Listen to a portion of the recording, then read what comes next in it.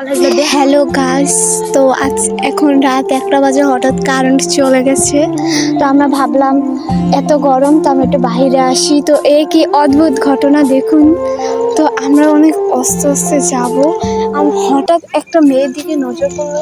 এত রাত করে মেয়েটি এখানে একা বসে।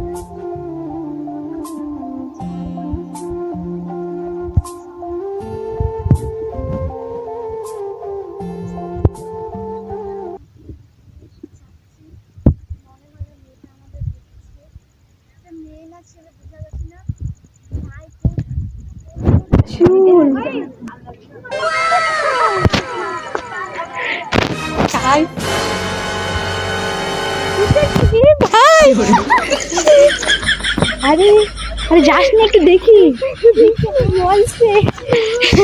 আমরা জুম করে অনেক দূর থেকে ভিডিওটা করছি। ও দেখছিল, দেখতে পেলে হয়তো